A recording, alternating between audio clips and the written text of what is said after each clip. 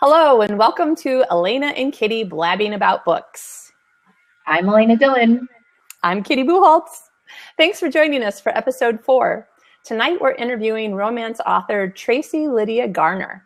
Tracee wrote and submitted her very first book ever at the age of 23 and won a nationwide contest hosted by a New York publisher. She is a speaker, private writing coach, college writing instructor, and author of 5 books. Welcome, Tracee. Thank you. Thanks, you guys, for having me, Elena and Kitty. I'm so happy to be here. We're so happy to have you. Yeah, we're excited that you're here. It's so nice. We're so excited about making new friends, like meeting new people and other authors. Like, it's really awesome. Makes it so we can meet people that we would never run across ever. Definitely. So awesome. And it's much easier than searching for another good book on Amazon. Right? Yes. Yes, exactly. For sure. So tell us a little bit about yourself, Tracee. Where are you from? Where were you born? All right. So I was born in Virginia. I'm on the East Coast in Virginia, which is right outside of DC in a suburb. I was born in Alexandria, and but I live I live 10 minutes now from Dulles Airport in Loudoun County. Wow. Yeah. So if you come visit me, I'll pick you up at Dulles Airport. And then National is like another 30 minutes away. So I live with some family and I write mostly, but I'm a social worker during the day, helping people with all their problems. And then they all go into my book. I can secretly writing about them. Like, please tell me more. Oh my God. The abuse. Oh my God. The fountain of information. So, and story ideas. Yeah, so I really enjoy that. I actually help people with disabilities. I have a disability. I have muscular dystrophy, and I use a wheelchair. So, I have another friend that has that. Yeah, it's pretty prevalent. We're all Jerry's kids. Yeah. But my mom says she never did anything with him, so he's not really my daddy. But I'm Jerry's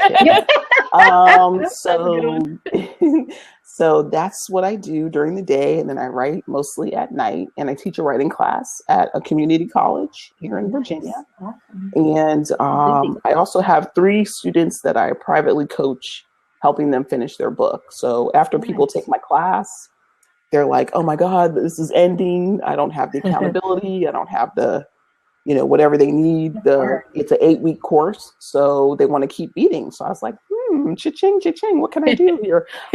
So I just, developed something to keep it going. So I have somebody who's signed up with me 3 separate times to keep.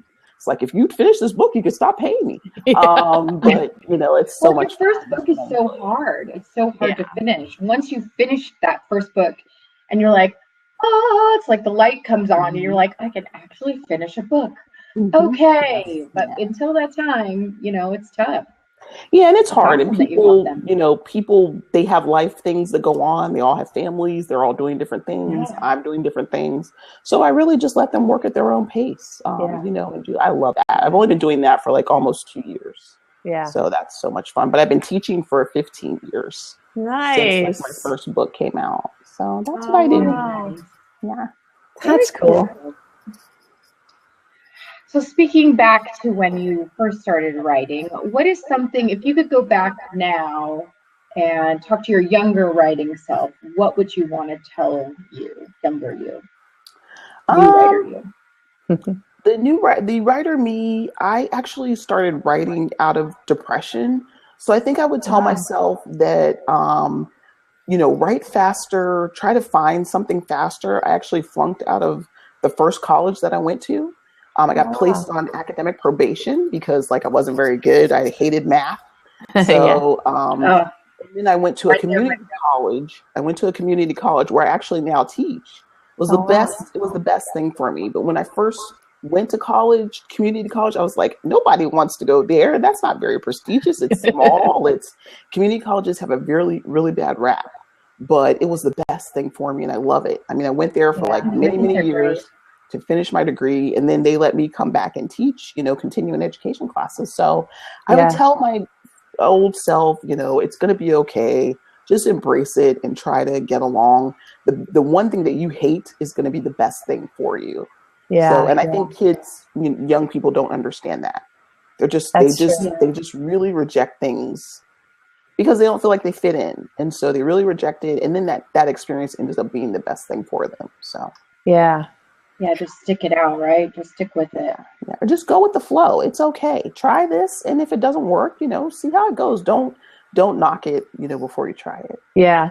Especially because for most people, life is long enough that you're going to start finally beginning to understand that it's cyclical. But it's really hard to see that life is cyclical in the first 25 years, mostly, you know? Right. Yeah. Yeah. Yeah, So my kids are all, older. They're all either college age or a little bit older than that. And they are still in that place where it's like, everything's all bad. It's the end of the world. And I keep telling them, it's not. It's really not. Like, you are going to get past this and you're going to look back and go, yeah, that wasn't that big of a deal. I said, because there are things that will be much bigger than this. And and it helps you grow too. It really helps you grow. Yeah. Being in that smaller class was so wonderful. When I went to George Mason University first, that's where I got kicked out. You don't really get kicked out. They just ask you not to come back for a year. Right. So, they think you're not ready or you're just not. And it was just really hard. But then when I went to the community college, it was smaller. I felt like teachers really cared about you. And so that was just a wonderful experience. When you're in a class that has 200 kids, you're just like, well, the teachers don't care. They're they don't even know who you are. Yeah, they don't even get to know you. But I really got to know everyone at my community college. I still keep in touch with a lot of people. I still see them all the time now that I'm teaching there. So now you teach there. It was a great experience. Oh, wow. I really think that, especially for kids who really don't know what they want to do, and college is so expensive and so much pressure. Community college is a great option. It is. One thing, if you really, you're an academic, you really know what you want to do and you're focused, that's one thing. But if you're like, most kids are kind of like, I don't really know what I want to do. I don't know what I want to be. I'm 18, And it's a good finder school. Community college is a good finder school. Let you do little bitty things. You don't have to have it all planned out, unlike the bigger universities. And then it's good for creative types. I mean, I didn't know I was a creative type at the time. Yeah. My book came out while I was in school. Wow. And so, and actually all my grades improved. So I actually started when I won the contest and got word that I won the contest, a really funny story is that I used to print out my story at school in the computer lab. And I would go and stand by the printer after I printed out like 50 pages, and people would be like, oh my God, who's taking so long printing all this? And I would just look around like, I don't know who's doing that. Who's doing that? And I would just go by and like take little chunks at a time, but it was so funny. But I would just be like, that's not me. I don't know who's doing that. But so Debbie's asking in the comments, what contest did you win? You won the BET first time writing contest, correct? Yes. Yeah. Could you tell us a little bit about that? It's one of my questions for you, but now that she's asking in the chat. Sure. So, but that was like 2000. That book came out in 2001, so that's a long time ago. But you should try to enter the So You Think You Can Write contest. Have you heard about this? Yes. Through Harlequin. Right. Yeah. Always, my one thing is always go through a contest that's being hosted by a reputable publisher, a large publisher with a publishing house. But when I won, I was depressed. Like I said, I was going to community college, and I remember crying, and I remember looking on the internet, and I actually prayed that I was like, give me something else, God, or whatever higher power you believe in. This school thing might not work out. So I need something to fall back on. So could you help me out? And this contest appeared out of nowhere. And it was like, I felt like the choir was singing, the heavens were opening up, and I just felt like I was going to win. So I did win. I won a trip to New York, a $500 advance, and publication, of course. Wow. So that's kind of like the launch pad for my writing career. Yeah. The other thing, it was great. It was a great pivotal moment. I actually was not doing well even in English, and I always did well in English. And when I got the letter saying I was going to be published, I went to like my teacher, like, yeah, look at this, I'm going to be published. So it was just so funny. It was just so funny. But the other thing I was going to tell my younger self too, when you asked, is write a little bit faster. I feel like I missed some opportunities because I'm not a fast writer. Yeah. I mean, I've had 5 books over 15 years. I'm hard on myself about that. But, I get over it. I let it go. But, you have to It's hard when you have a strike while full-time it's hot. job. Yeah, it is. Yeah. But if I wrote a little faster, maybe I could write, full time. But it is hard. But I like working. I like my job. Yeah. It is full time. You do have a lot of people's problems, as social work does, how it goes. But I just wish that I could have, striked while it was hot. Right. To write a little bit faster. Because you won the contest and you were, and I did have 2 more books come out traditionally. They offered me a contract, a 2-book deal, but then that was it. Then I kind of fizzled out, and it would be years later before book 4 came out. And then just last year, book 5 came out. And I'm really trying to get book 6 out this fall. Oh, awesome. Before my 40th birthday, actually. Yay. I love 40th birthday goals. Yeah, so we'll see how it goes. Yeah. So were there people in your life who were particularly encouraging or discouraging? No, I always had the greatest parents cheerleading me on. What I would say is that my parents weren't readers. Mm-hmm. So I think that when you say, I'm going to be a writer, they're like, oh. It's like saying I'm going to be a cowboy, but we don't know how horses. So, you don't even live near a farm. It wasn't like it was discouraging, because my mom's like, oh, good, baby, go ahead. Yeah, do it. And nice. So like, they don't really know what it means to be a writer. Most people think that it doesn't earn anything.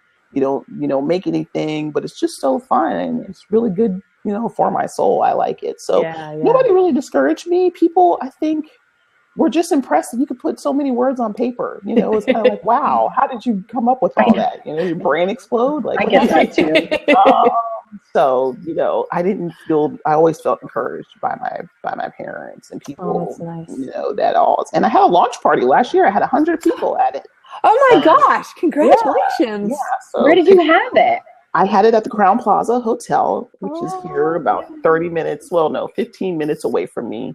Was a really nice hotel. I've actually had other events there, but I just love events, and I love planning events. So I was like, my 5th book out, I'm gonna just do it big. So it was Crown Plaza Hotel was catered. I have pictures on my website, which I will share a link when we get ready to end. Yeah, but, I'll post your website right now. Yeah, so it was just so much fun, and that support people are always been very supportive of me. And the other thing is that I feel like I'm a really good cheerleader for myself. My dad was an ordained minister before he passed away in 2011. And I think they just instilled in me a lot of faith. So even having muscular dystrophy, even using a wheelchair, I still have a lot of faith in my life and in my abilities and what God has blessed me with. Yeah.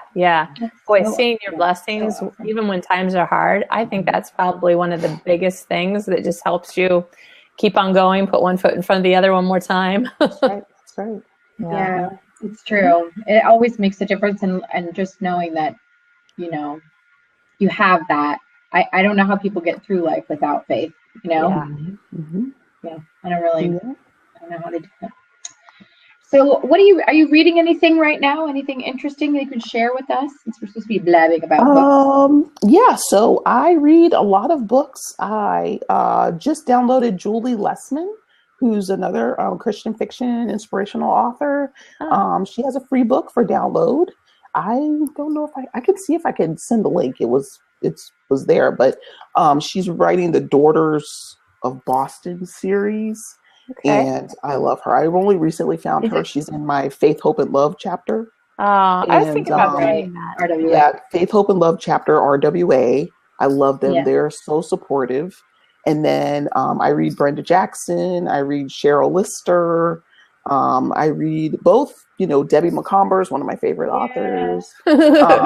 So I read a little bit of everybody, a little bit of everything. But even as a Christian fiction author, I'm going to admit that I actually still read erotica. I mean, I read a little bit of everything because everything gives you input, for your own stories. And it's good to not just stay stuck in your own genre. You should read other things. You should be reading outside your genre. Absolutely. You really should. So you want to broaden your horizons and stuff. But those are a couple of and Irene Hannon's one of my favorite inspirational authors too. She's been around, it seems like forever. It does, but I just discovered her maybe like a year ago. Oh, that's good. So you have a big backlist you can read. Yeah, I do. Keep you busy for a while. Yeah. The Men of Valor and all the little series that she has. So I Oh, love have you those. read Lorraine Snelling? No, not yet. I will write that down though. Write that name down. She's one of Okay. my best friends, and Okay, she's cool. written like, oh, it's, trust me, you would have to like be on vacation to catch up on her list. But she's of Norwegian descent, and so she started a series in, I don't know, like 20 years ago with Bethany House Publishers. Okay. That starts, it's the first series is called the Red River series, and I think the first book might be called I can't ever say it, Red River of the North. But anyway, it's about, the immigration from, into America and then moving west and, getting the free land and that sort of thing. And it's all the way up to now there's like great or great great grandchildren. They're in the 1900s. Wow. And That's a lot. That's a lot. Yeah. Yes. Yeah, but I love all the what publisher did you mention? Also does Revell. Is it Revell? Oh, Revell, yeah. Revell Publishing and the Bethany House Publishers and Yeah. just everybody. It's just so much to read. It's like, yeah. And I actually That's just the problem read with my liking it. first I'm sorry, Elena. Is it called Shapeshifter or just Shifter? Shapeshifter. Shifter. Shapeshifter. Where Shifter's like the next guy's to like a Florida. bear. Yeah. Turns into a bear and a wolf, and I'm just like, wow, I have yet to read one of those because. But I just tried Is it it just a year ago. I liked it. Yeah. I've only read bears. I think I read one wolf, but And I know they have dragons now. There's dragons, and I'm like, what's it like to kiss a dragon? It seems like your lips like fall off and melt or something. Like I think some of these things are difficult. Your face, like like what if it hurts? I have wanted to read one just for the sake of, I have no idea how that is even a concept. Like I cannot even wrap my brain around how that works. So I think maybe I should check it out just because I have no idea. It was great. I like it, but I try to kind of broaden my horizons and try to read. Yeah, I mean, I want to keep an open mind. I just, when I think about the concept of it, I'm always like, I'm going to have to read one of those. I just am going to have to read one to get an idea of how that even is going to happen. And honestly, it's really not that different. I mean, when they're attracted to somebody, maybe they go around sniffing them first. I don't know, like Tarzan. It's still the same. The romance is still the same. That's true. And, it's still just there. And you just add little elements. Everything is kind of the same, just turned up, different elements. Yeah. It's still interesting. I don't know if you can see the chat, Tracee, but so Tracee reads saying, okay, we could be friends. We're writing simpaticos. Definitely. Yes. Follow me. Yeah. Tweet me. She was the first person on our she was episode 1 guest. Oh, cool. So also Debbie D. Ryder said that she's so slow. What advice does she give her students to speed up? Yeah. I think consistency and trying to do things the same time each time. Like everybody knows nighttime is my writing zone, and I just try to hammer it out. And the other thing I would say is I only recently in the last 2 years employed more technology to write. So when I can't sleep at night, I'm not able to get up because I need help because of the muscular dystrophy and I have mobility issues. But I started using talk to text. Now, if I wouldn't be so cheap, I should go ahead and just buy Dragon, and then the texting thing wouldn't quit out on me, and I'd have to keep hitting the little microphone button. But that works for a little bit of time, and I'm actually able to put up 200 to 300 words just doing talk to text at night, just using my phone, and then I send it to myself, and then in the morning or the next day or whenever I cut and paste it into the manuscript. Sometimes talk to text doesn't know what the heck I said, and they mess up, and then I don't know what the heck I said because I don't understand because it was in the moment. But it's still great. I've managed to get a lot of output that way. Yeah. But I think consistency, the same time, every time you have to find your zone, and then also letting other people know, look, this is what I'm committed to doing, and I need you in the universe to align and shut up and help me, So I think, sometimes what's important to you is not important to other people. And you have to tell them, this is important to me. This is what I want to do. So I'm asking for 7 to 10 p.m. is my time. Please, I don't know, do something. Go read your own book, go lock yourself in the bathroom. I don't know, whatever you have to do to leave me alone. So I put my phone on Do Not Disturb a lot of times when I'm really, like, if I'm sprinting and I'm like really in it and I do not want the phone interrupted. And I also, you can see I have these headphones that are noise canceling, and I just crank the music up. A lot of when I'm writing music too. Yeah, crank up the music and set my timer, turn my phone on Do Not Disturb, and then go. You know? And also signing out of email. Like, if the email thing keeps popping up, I'm just like, whoa, what's that? What's that? It's like, it's a Viagra advertisement. Let me go see. But I just have to cut it off. And also, no TV. I have a TV in my office. No TV. And I listen to mostly love songs, kind of get me in the mood to write. Mostly Luther Vandross and a lot of, all that Michael Collins or something, and all that kind of 80s. I set like playlists. I use Amazon Prime Music now because I'm an Amazon Prime member, and it's free with Amazon Prime. I've been an Amazon Prime member for like years and years, and all of a sudden the music thing came up, and I was like, oh, I did. I saw that just the other day, and I totally forgot about it because I buy a lot of music. Included. Yeah, it's included in your, in your Prime membership. So I'm like, oh, that's cool, and it does have a lot of music available, and I make playlists. Right.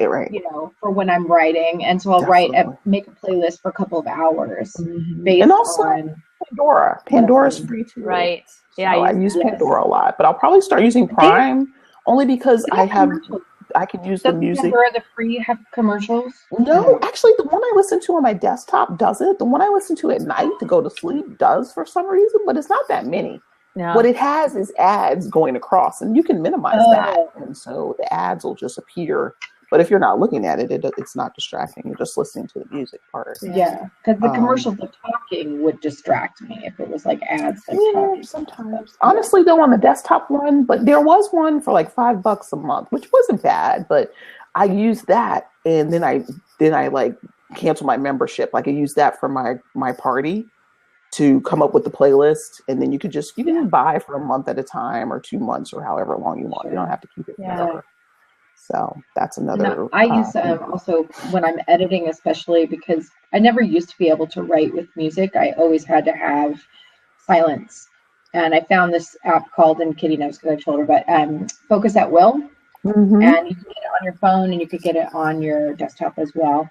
And it's just different kinds of music or sounds. It has ambient sound, and you can like a cafe sound if you like that background chatter, but you can't really no discernible words, but it's people talking or the ocean or things like that. And you can it's a fairly cheap service for the year, and you can just play that in the background. I use that for when I'm editing because it's too hard for me to listen to music with words when I'm editing. But if I'm writing, for some reason I can. Right. One last thing you can also do is YouTube. YouTube has so many users that have put together compilations without commercials. So a lot of times I'll Google jazz, and I turn my mother onto YouTube, and now she fixes everything. I'm like, how did you, like, Mom, you fixed the toilet? She's like, girl, YouTube showed me how to fix it. Like, YouTube and Pinterest, you can accomplish anything. You really can. YouTube. So, she's retired and just watches YouTube. Everything's fixed when I come around. So that's funny. Tracee wonders, Tracee Reed wonders if you, Tracee Garner, do you make playlists, or do you just listen to Pandora and some of the sites? Pandora and specifically, do you make them specifically for your blog? Yeah, like for a book or for a series, a certain set of songs, anything? I do have. What happens with Pandora, the only thing I don't like about them is that if they find out you like something, they will play it to death, right? Yes. So you have to like give them the thumbs down, it's like, stop playing that, I can't take it anymore. So I do have like, I put the artists in. So like I said, Phil Collins, Luther Vandross, other people, Anita Baker, people that I put into the playlist, and it makes a mix of all those people. I remember one time years ago, does anybody remember when people were doing soundtracks for their book? Yeah. Like they would put them on their website. Like people got away from that. Yeah. And I thought about doing that. I thought about making like a book soundtrack. You can just, you just list the songs basically. Yeah. And you just say, this is, listen to this compilation that I've put together while reading my book. Like, sorry, my voice turned into like a DJ for a second, but that's what I think about doing. But everybody's music taste is different. I love all kinds of music. I listen to everything just about, except classical, unless I want to go to sleep. But for the most part, I love classical for writing or for editing, mostly because it doesn't put me to sleep. It's just that background, but I usually listen to the more upbeat classical, not the like, oh, I need a nap classical. Right. There's some that's very, a lot of piano, like a lot of crazy piano stuff. Yeah, I like the piano. I think it's the violins and some other things that kind of like, I'm just like, ooh. Well, there's some really slow stuff that you would just, it's very nappable. Yeah, for sure. Definitely. All right, so I got to ask you another book writing question. Okay. What do you think is the funniest experience you've ever had writing or writing a character, or a funny thing that happened with a character? I was thinking about that. I really don't know. The only thing I was going to say is that sometimes I refer to my characters as real people. Like somebody made something the other day and like at a restaurant or something. I was like, and my current book, Anchored Hearts, is about, he's a chef. Oh. He's a famous restaurant owner in New York. It's a big deal. But he comes back to Virginia to, be with the love of his life and try to make a go of it. But so I was like telling somebody, I was like, oh, this looks beautiful. This looks like what Cole would make. And they look at me like, who's Cole? Like, like, is this some new guy? Like my book, and they're like, "Oh yeah, lady, you're certified." So I talk to them. I talk about them like they're real people.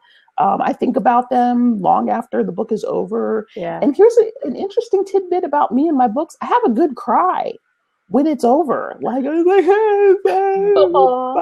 I just think I feel like I'm saying goodbye to them. So it's hard to part with them. It is. It's like you've closed a chapter, they're off into the sunset, and it's like, I'm gonna miss you.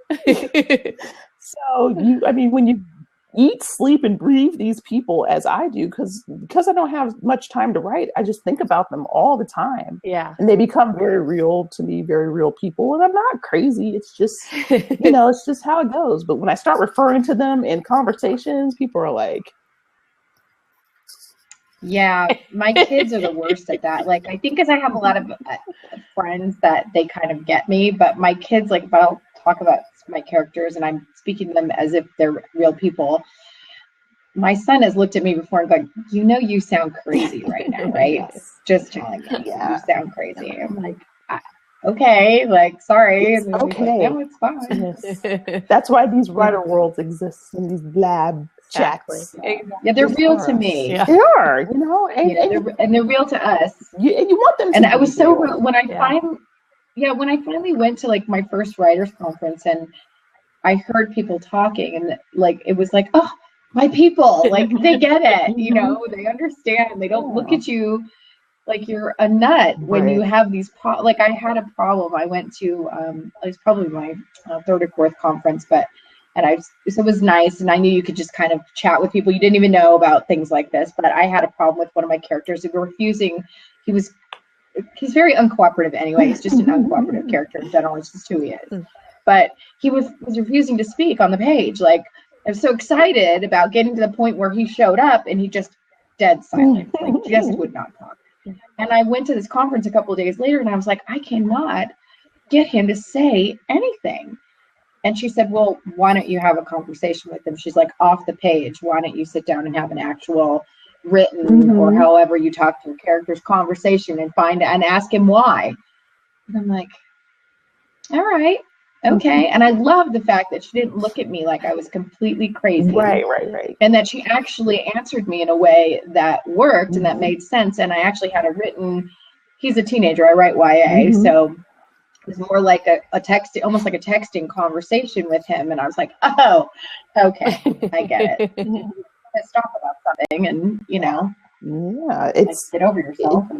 We moved on. It's really refreshing when you're amongst other writers. Everybody's experiencing the same thing. Yeah, it's kind of like, welcome. Where have you been? I'm thinking of that video. Yeah. Does anybody remember this video where this girl's in a bee costume and there are all these bees? They're playing out in the field and she runs to them. Like she finally finds her place where she belongs. I'm going to look up. There's a video for that. It's by some rock band. Somebody's going to know what this is, but I'll look it up and I'll share it. I'm sure it's on YouTube. Yeah, exactly. Everything's on YouTube, right? Mm-hmm. I don't have to be around authors all the time, but it certainly is nice to be around them, you know, once in a while and be able to just have these kinds of conversations where you don't feel like you're the only crazy person in the bunch.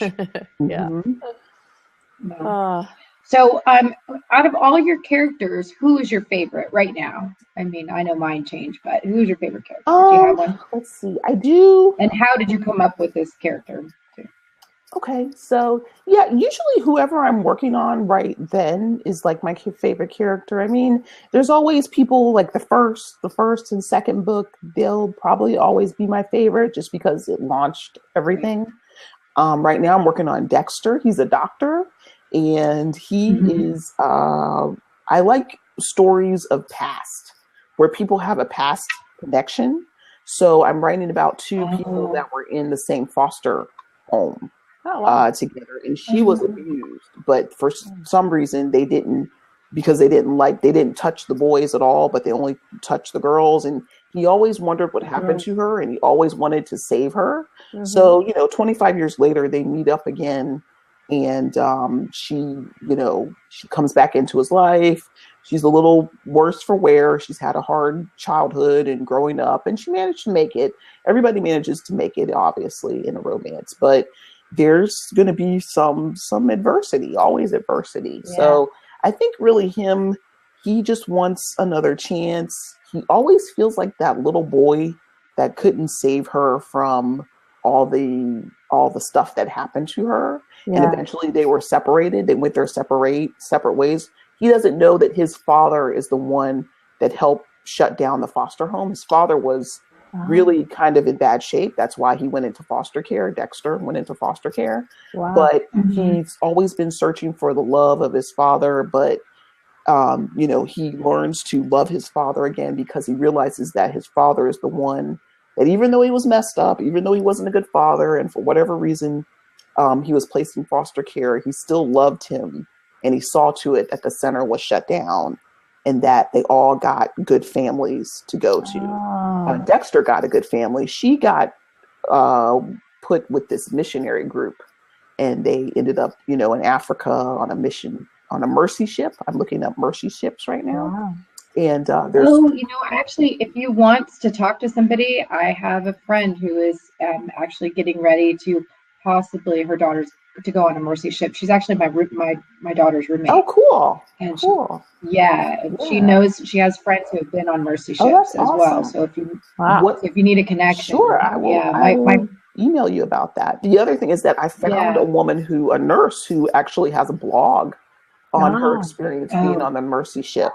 And she's writing about life, on the mercy ship. They're a big family, how they live together. But Dexter's my favorite character right now. What really reaches out to me and resonates with me is people's emotions. So just the feelings of rejection. I have a disability, so all my characters experience some kind of rejection or because of their physical or mental or whatever conditions they have. So that's where he's at right now. And he's the story that I'm working on and hopefully comes out in October. Oh, cool. And that's, do you have a name for that? Right? I don't struggle with names. I have so many titles. What I struggle with, and this is an interesting topic too, is I write romantic suspense. So do you go for the warm, fuzzy title or do you go for the edgy title? Like Irene Hannon has this so perfectly. She goes for the dangerous, the deceived and the vanished and the, on thin ice and all this kind of stuff. Yeah. And the title right now is A Warm Embrace, but I'm just like, oh, that's just so lackluster. Yeah. Because it's warm and fuzzy.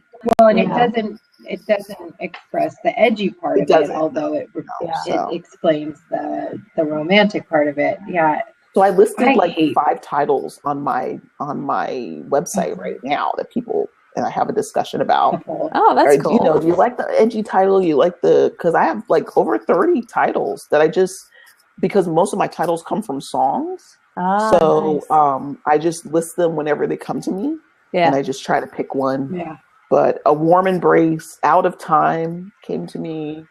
I think it was from an Adele song, probably Hello, which is oversaturating the entire world right now. But her voice is so I love it. And I love the video too. But there's, you know, and Come What May was one of my stories. That's a line from a Shaka Khan song. Nice. Way back when. The One Who Holds My Heart, one of my older books, is a line from a Luther Vandross song. Yeah. So, you know, most of my titles come from songs, but I struggle with that do the edgy thing or do the more book titles are tough.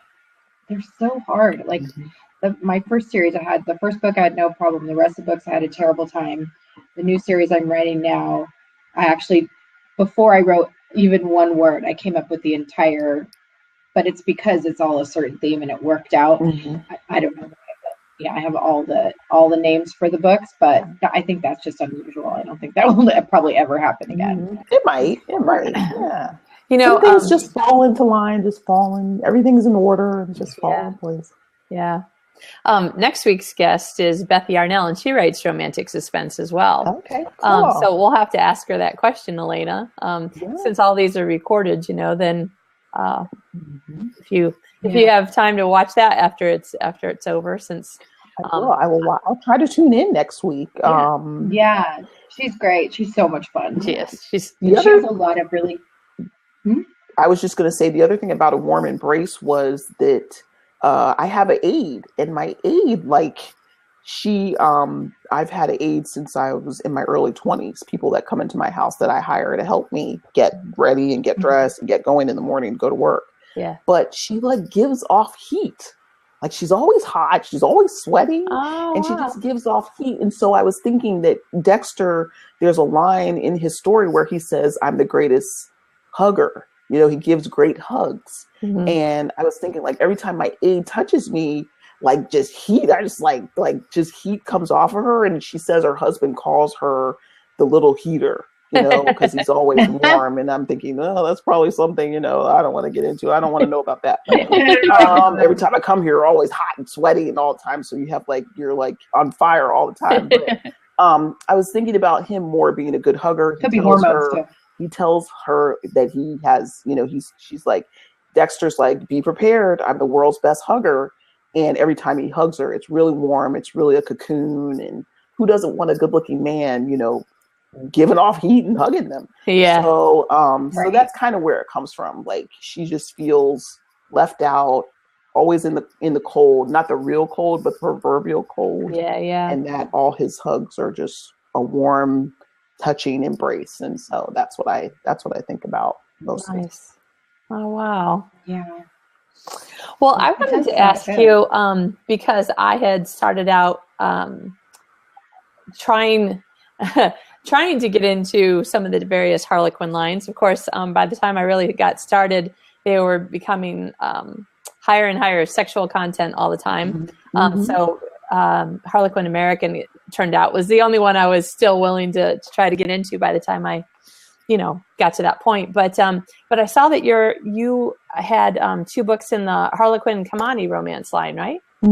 Okay, so can you tell us how that how it came about, or? So that was when I got my foot in the door, just after winning the contest. Oh, okay. I submitted those next 2 books. For some reason, it just came really fast. I was ready. And so, you know, you have to strike while it's hot. And I just submitted the next 2 books. And I actually met my editor online. Her name is Chandra Sparks Splond. She's the editor now for Brown Girl Books, which is a new publishing company that's really taken off and doing mostly African-American fiction.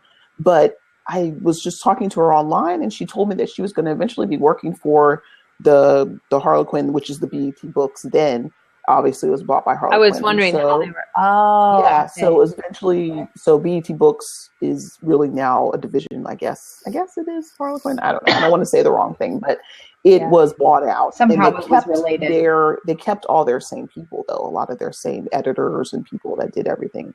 But so yeah, I just submitted those next 2 books. And just got myself in there. Winning the contest was the door opener, obviously, for everything. And so that kind of is what happened, how I went in that.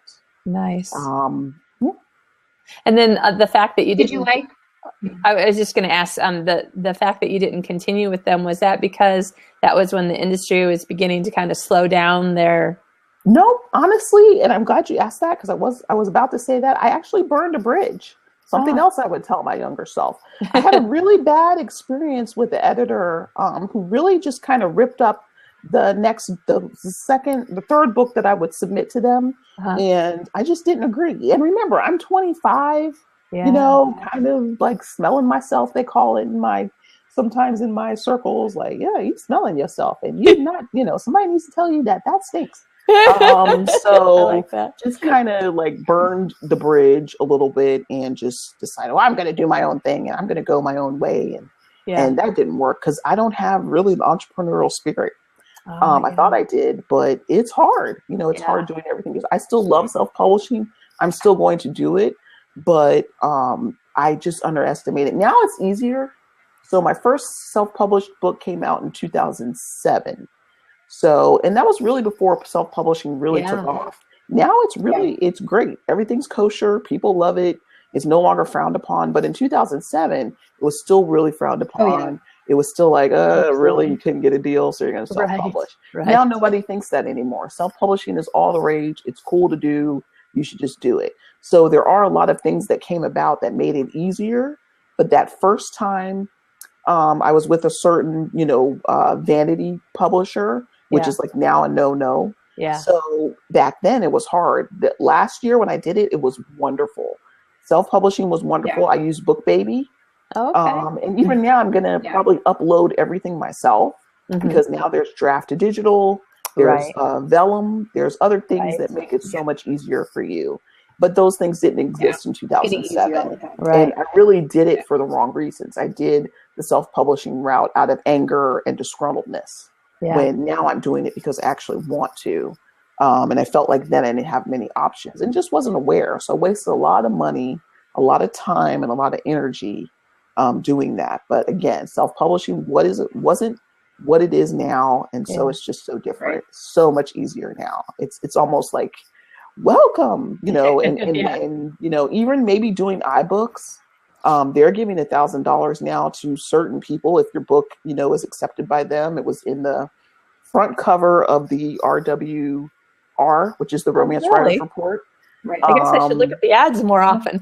I look at the ads, I tear them out, I mark them just to see who's doing what. Also for my students, I really try to keep up with what's going on, and I'm always clipping articles, always clipping things.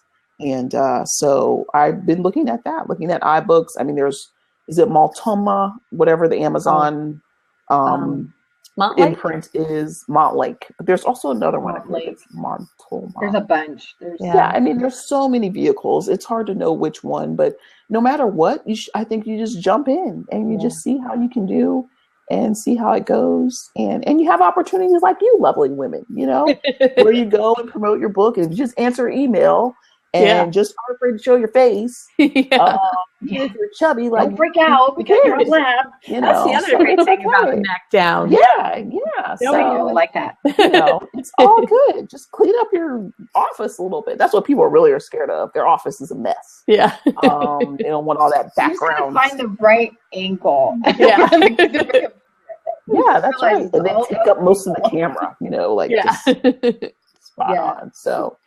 Well, that's why I've been encouraging people, like giving them links so that they can watch one that we've already done, so they can see nobody died. Yeah, it's fine. It's so much fun. We had a good time. Like, fun was had by all. Funny. People joined in, and and it's just more exposure. I mean, that's the other thing. You meet people that you would never have met. I mean, I'm all the way on the where am I? I'm on the East Coast. Yeah. You know, you guys are on the West Coast, and you know, so it's all good. Yeah. There's ways to I be love it over there. I involved. went on, I'd never been to Washington, D.C. Mhm. And so when both my kids went on their D.C. trips, Mhm. I raised my hand and I went Yeah. both times, and I just loved it. I thought it was so great. I love DC. I mean, there's so much to do here. I love California too. I've been to San Jose and Sacramento. One thing about for people with disabilities, because I am a person with a disability, is the first Center for Independent Living was actually erected in California. Really? So I've always loved it out there because I felt like people were more open. I see more people with disabilities, and this, you know, maybe we're personal. They've done so many things In relationships is what I was going to say. More people being more accepting, more open. Oh, sure. So, you know, that means more of us will eventually get our freak on, you know, at some point in time. So that's the hard thing about living in, you know, but not that we're so closed off. I just think that there's a certain progression out there that you wouldn't think that is out there versus out here being in the nation's capital. But our hippie culture. Yeah. Yeah. So our easy go with the flow, and you know, but accessibility out here is really paramount. I mean, it is out there too, but just being in the nation, you have a lot of federal agencies, and so they have to comply with the Americans with Disabilities Act. So that is a benefit for me. And then the mass and public transit, always have to live near mass and public transit. It's major for me. Well, we're really bad at that. Los Angeles is horrible. You know, probably the worst for public transportation. Really awful. But probably I feel like we have money. That's why a lot of people. No, I mean, it just we're so spread out, and it grew so fast. I think that they were, and there was a lot of what is the word that I'm looking for when Los Angeles. Pushback from the community when they were trying to make the trains go through and stuff. I think it was a lot of just crime. What is the word for like legal? You know, when the government is you know, taking money from people they shouldn't, and you know, corruption. You know, corruption. Thank you. There was a lot of corruption with that when that was happening. I know my uncle told me a story years and years ago about how a German company had actually offered to come in and build a monorail system in Los Angeles, everywhere. Obviously, Los Angeles was smaller, but all along the freeways and where the freeways are now, and offered to pay for the entire thing. And all they wanted was the profits from it for the first 10 years. And then they were going to give it to us and let it be ours. And somebody somewhere didn't want it because they wanted something else. They had somebody else in their pocket, and it was like a whole corruption thing. And I think that was a lot. LA was very corrupt back in the day. Yeah. Right. And there's corruption everywhere though. Yeah. And people fight urbanism. Mass transit is associated with urbanism, which is associated with crime. And so there's a lot of pushback. Even here, we've had to fight that. I live in a half rural, half urban area, and there's a lot of that too. So I didn't want to take us off the topic of books. Yeah, no. I was just thinking it's so weird though. You know, I grew up 13 miles outside of town of 2000, so quite familiar with rural. But I lived in Sydney for a couple of years because of my husband's job. And it was the most amazing place. 3.5 years, never even rented a car because the public transit is so amazing. It's so great. Yeah. And it's amazing for pretty much everybody, you know, women with baby strollers, people in wheelchairs. Like it was so usable. And then I came back to LA and I'm like, oh my gosh, now I've seen the rest of the world. Yes. It was so interesting. I grew up here in Southern California. So I was born and raised in Burbank, you know, so I'm kind of a city girl, but we, you know, the only public transportation I ever took was a bus, probably, and it, you know, didn't always go where you needed it to go, even in Burbank, who owned their own everything pretty much. And so going to, like, when we went to London, I was always just so impressed with their public transportation. I was like, this is the best thing. Like, this is so great. Like, why do we not have this? But, you know, LA is very sprawling, and it grew really, really quickly. And instead of making it smaller and into smaller cities, it's all one big city. And so then they can't manage it because it's just too dang big. Right. Like it's just, there's too many freeways, too many cars, too many people. You know, it's ridiculous. It'll never be fixed now. But it does make for great for great stories and yeah, like Definitely. anything with the 405 in it. You know? Yeah, everybody's like, oh yeah. For sure. Yeah, it's great. It's All great. right, But you well, have to build that infrastructure to support. Yeah, and they didn't. And that just doesn't happen. You know? Oh well. So, all right, you want to go we for have our some fun questions? Sure. Yeah, fun question. Got silly questions. Okay, go ahead, Kitty. You go. Okay, so this is my favorite question. Do you have a favorite word? Yeah, I don't know. Probably really. I say really a lot. Like really. Really? Usually to my mother, really, Ma? Really? And just faith being like the more serious word. Just that's always like my foundation is just faith.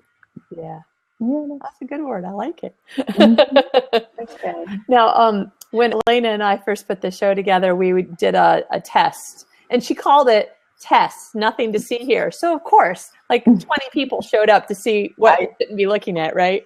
I did that once. I think I should have just left test and nothing to see here. I think the nothing to see here, people were like, oh, well, what does that mean? There really is something to see. Yeah. There must be something going on. So Elena pretend interviewed me, and I was like, oh, I have an answer. So I think in every single video, Elena laughs because she's like, go ahead, Kitty. Tell people what your favorite word is again. I just love the word onomatopoeia. Okay. I love the sound of the word, and I love the fact that the sound of the word is the meaning of the word. It's words that are made up of a sound, like buzz and pow, and I just love that word. You know what I love the most about it? How excited you get to say that word. That's even more hilarious. So the look on your face. So if you go back and watch these videos, the expression on your face changes the minute this something comes up. And word. It's so you're gonna say the word. Sure. Yes. And that's what we were talking about at the beginning of the show is being around writers who are like, I'm with my people. Yes, welcome. So, like you guys, even though you laugh at me, I know you're laughing with me and at me. Oh no, I mean, just think it's just laughing at me. Yeah. How do you spell that? I have no idea. Okay. Yeah. I did have to spell that in like a 4th grade spelling bee. I'm not sure if I could do it right now out loud. I think I would have to start typing and I would have to see it to figure out. Oh, now you got me, Tracee. Now I'm thinking about it. So Elena's going to have to ask you the next question while I'm like. I'm going to ask the next question. Go look it up. You know you're going to. Okay. So what sound or noise do you love?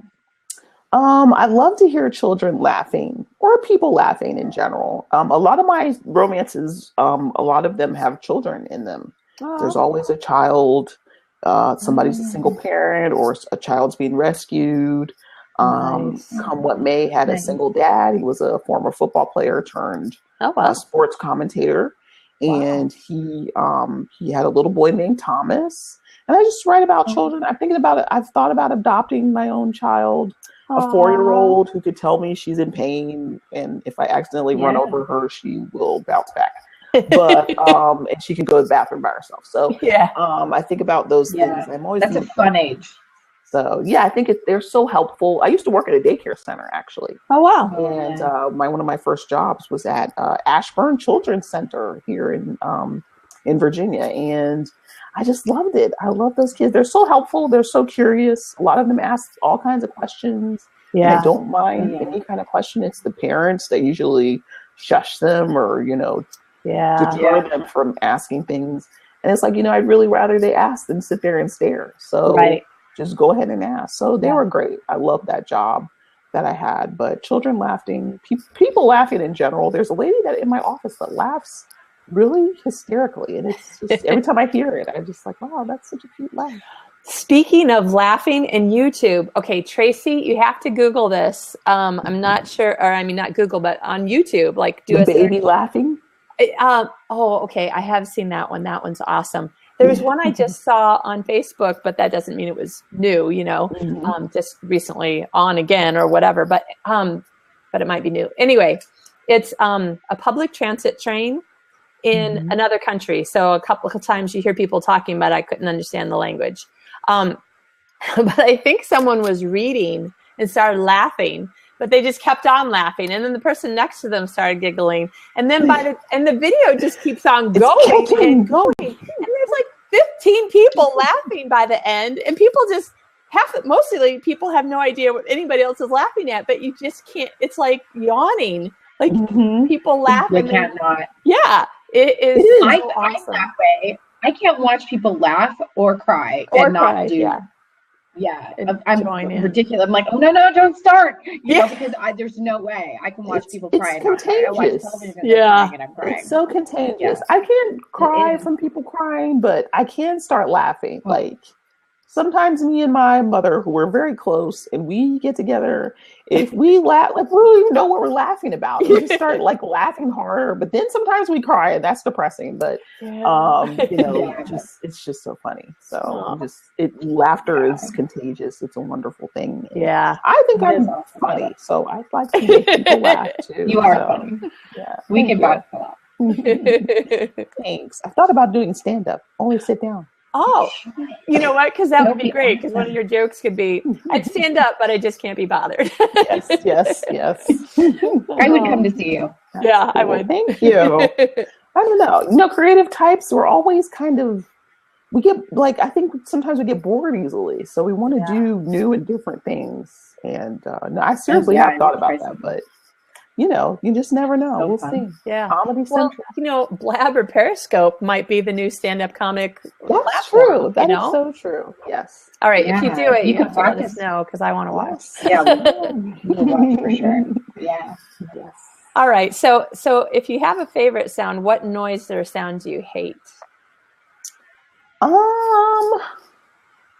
I don't know. I think sometimes my equipment breaks down. I can tell my wheelchair is about to break down. I'm going to have to call somebody, and I'll be spending the day in bed. So usually like a grinding noise. And I don't like fingers on a chalkboard type of noise. That's annoying to me.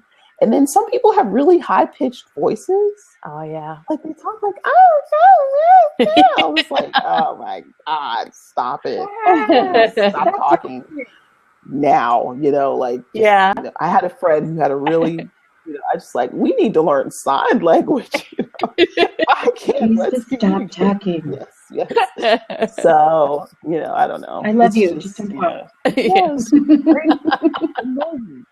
Could you, so, but I don't have any things really don't bother me. I think that I'm really laid back. Nothing really, gets on my nerves. I'm really patient. I was in the hospital recently. I was off from work for 6 weeks. Oh, wow. Everybody talked about how patient and nice I am. Aww. In my brain, I'm thinking like, if you stick me one more time and you don't get any blood, you need to go. But for the most part, my mom's like, you're just laying there. What's wrong? Are you okay? I'm like, I'm fine. What am I supposed to do? First of all, what would you like me to do right now? To punch anybody. I can't barely lift my arms up, so I might as well just go along and get along. So just not happening. But that whole sticking you and not getting blood thing, the limit should be 2, and then they need to go get somebody else. Yeah. That is my limit. I'll let you stick me 3 times, really? And most of the time they don't get it because I'm a very hard stick. But you tell them ahead of time. I tell them ahead of time, and then that just strikes the fear of God in them. And then the other thing happens is like there's a little like determination I think that comes with it. So they're just like, oh, let me see. Like they want to like prove to themselves, like, no. Well, I find that they take their time a little bit more and are more careful if you tell them ahead of time, hey, like both my kids are a hard stick. And I'm like, before you do anything, please take your time. They're both a hard stick. And my limit is 2. If they stick my kids twice and they don't get blood, I'm like, go get somebody else. And I'm nice about it. I'm not rude, but I'm sorry. I'm just, you're not getting it for whatever reason, and you need to go get someone else. Right. And I just think people are trying. I always feel like people are trying. Sometimes I don't tell them because my mom will tell them for me. She's always right there being my best advocate. It's the mom thing. And, but I'm like, don't tell them. Don't tell them because then it just, it just kind of ruins their confidence, So sometimes I don't tell them. If you don't tell them, you're like, it's the universe saying, oh, you can't do it because I'm hard. But, it just depends on if I kind of look at them like, how do I think about this? Which is bad too. But, I just try to gauge people, and if they seem determined, I don't mention it. If they seem a little shy and timid, I'm just like, forget it. You need to go. It sounds like you have a lot of personality traits that are really perfect for your job.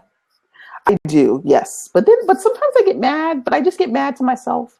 People do not listen to me. Like, I'm trying to help you get this thing that you need, and you're not listening to me, and you're going to call me in a panic next week and be like, I can't do. Like, I told you. I don't say that, but I'm thinking, why didn't you listen to Tracee's advice?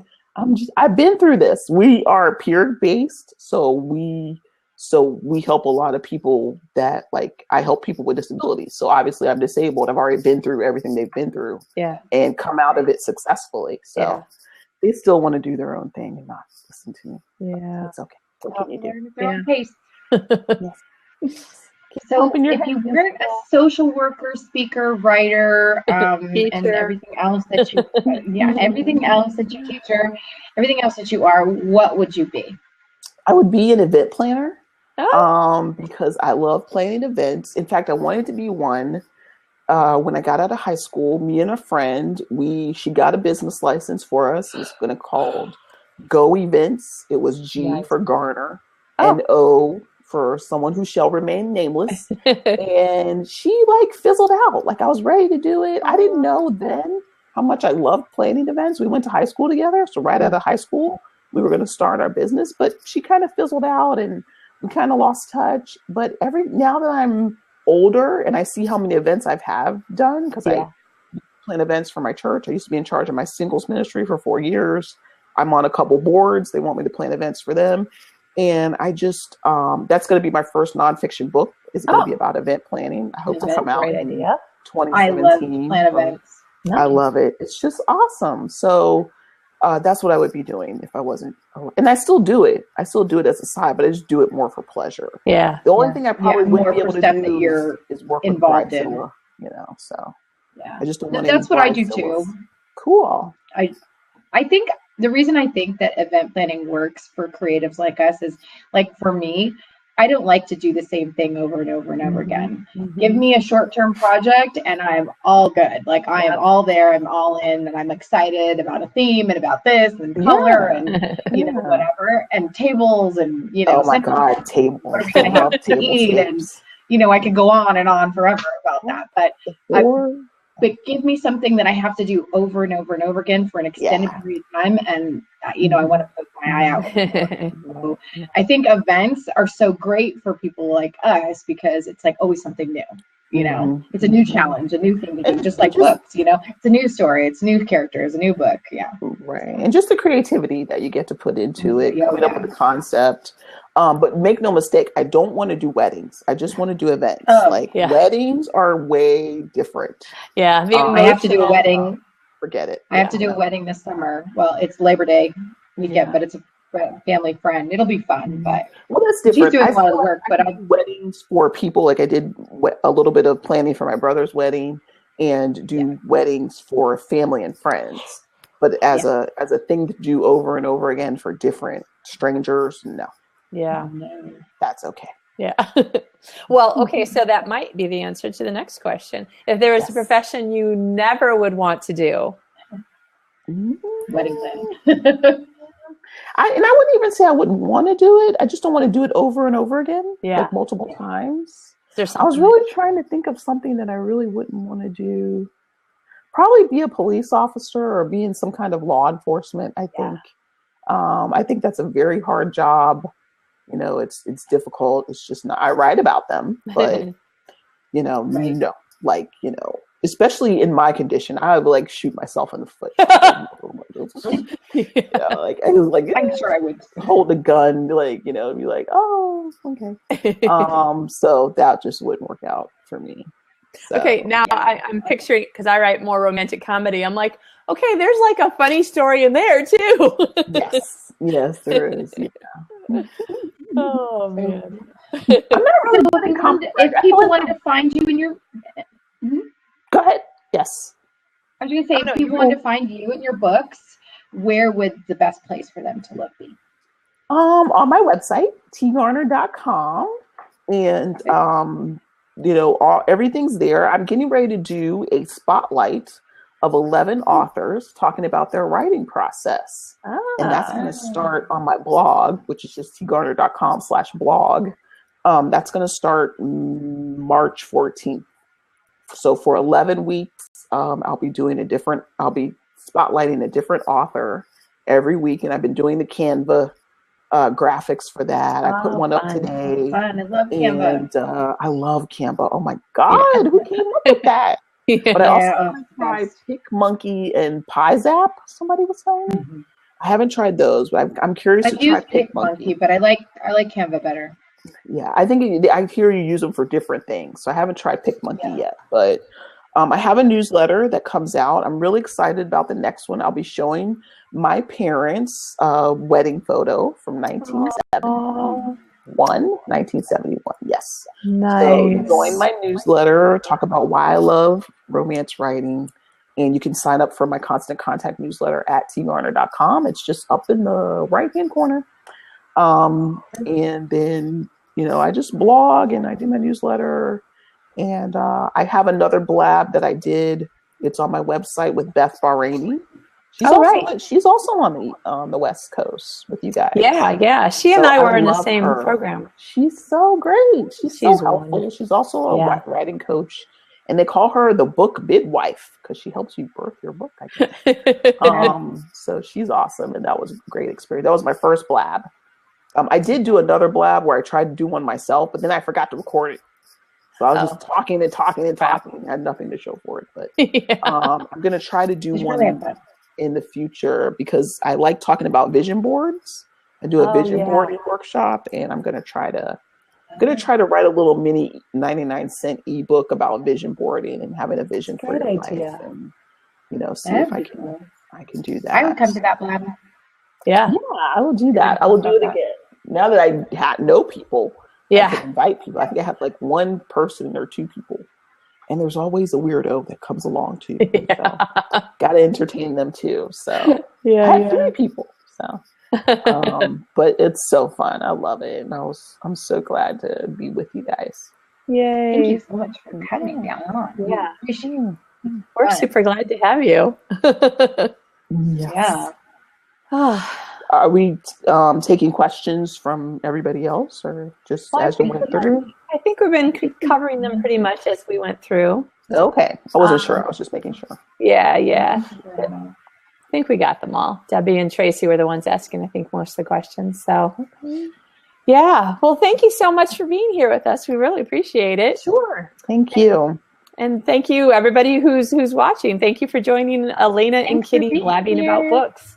What's that? Thank you for being here, guys. Yes. Sorry, it's hard when we talk over each other, then we can't understand what the other person's saying. Oh, no, it's all good. You can find out more about us at elenadillon.com and kittybuholtz.com. Next week's guest will be romantic suspense author Beth Yarnell. We're here every Wednesday night from 7 to 8 p.m. Pacific time. So we'll see you next week. Bye. Bye.